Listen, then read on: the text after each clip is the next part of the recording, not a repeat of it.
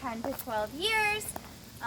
We feed them typically as a pack because they can work on their relationship a lot more. When we feed them like this, they have a little bit more competition.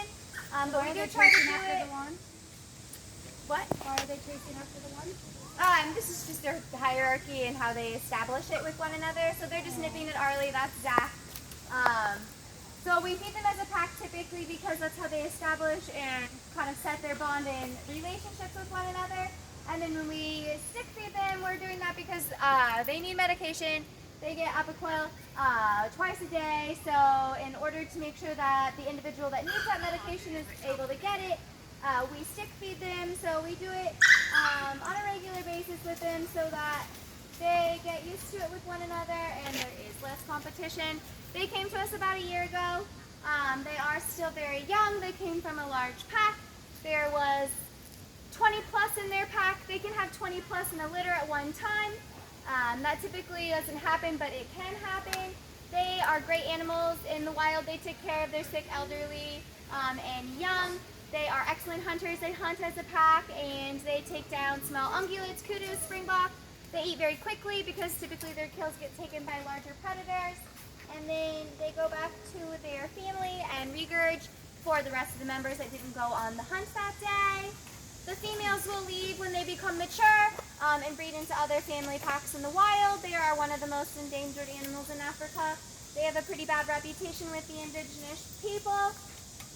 So now researchers and biologists are trying to mitigate that. They are immobilizing these packs of animals in the wild, putting tracking collars on them. These tracking collars have a location device on them, as well as they're able to wiggle themselves out of or cut themselves out of a snare that they might get caught in. Snares are really popular for the people to set to keep them away from the villages and their livestock.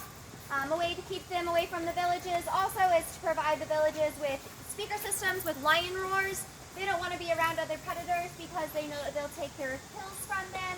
So that's been a great way to deter them from being around in those populated areas of humans, as well as painting and providing body paint or body chalk essentially for the livestock.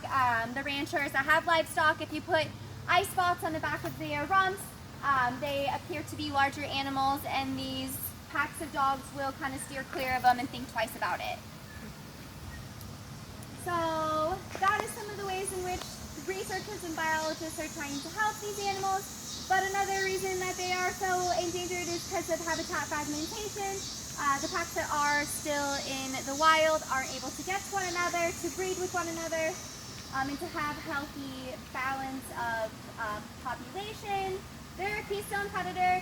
They keep a lot of nuisance prey species in check. They take out the elderly, young, and sick of prey species so that there isn't diseases that flourish in those heavily populated herds. So in order to have healthy populations and ecosystems in the wild, we need to have predators, and especially predators like this that are excellent hunters and that can help us maintain those prey populations. So they're all boys. We don't have breeding recommendations. We did have girls at one point and a male. They weren't getting it on here, so we sent them to a new location, new vibe. It did work there. But we got these boys in instead, so we're kind of just holding them until they get breeding recommendations when they become mature. You see them play fighting a lot. They are trying to figure out their hierarchy in their pack. They don't have females. They don't have any other adults with them. So they do kind of play fight. They do kind of, I guess, bro out together a lot. And sometimes it looks a lot rougher than it is, but they do a lot of different vocalizations and chirping. They don't typically bite or bark. They do communicate in hunting with their tails. You can notice that all of them have white tails. They're born black and white, and that orangish yellow comes later.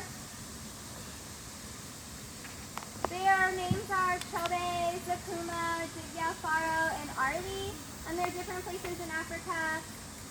They came to us from California, though. They came from, like I said, a very large pack, so just them being the 5 and all the same age, it's new for them.